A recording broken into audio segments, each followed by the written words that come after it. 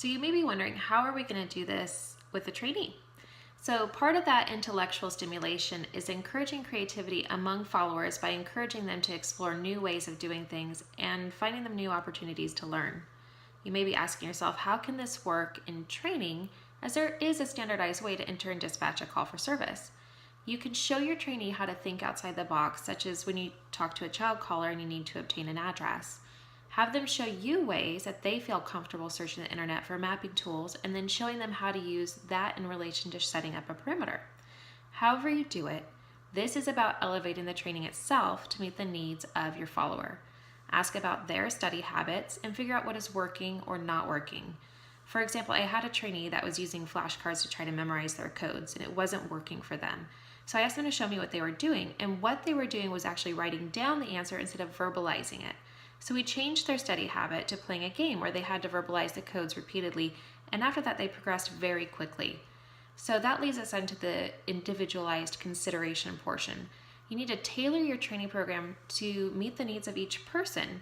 And while that may not seem practical, it's about fostering a supportive relationship and keeping those lines of communication open so that the trainee feels free to share what they're thinking instead of always being in an authoritarian relationship.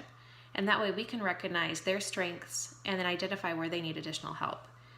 So as a dispatcher, you have to have an internal motivation to do the work necessary, even if there are no external motivations beyond a paycheck. In many agencies, the dispatchers are cordoned off into locked facilities with no contact with the public, administrations, and in some cases even their own officers. If as trainers, we can answer the why portion of what we do for your trainee early and then often, then you're going to fulfill that inspirational motivation portion of transformational leadership. If we can infect our trainee with the same passion to fulfill the division or departmental goals that you have, then they're going to have that internal motivation to sustain them, even if any sort of acknowledgement of their service is few or far between. As trainers, we should always hold ourselves up as a role model for your trainee. Having a do as I say, not as I do mentality is not going to serve anyone well, as the trainee is going to adopt the bad habits of who they're surrounded by. When they're looking for examples of how to act, the culture of the comm center or of the department. This idealized influence is perhaps the most significant portion of being a trainer.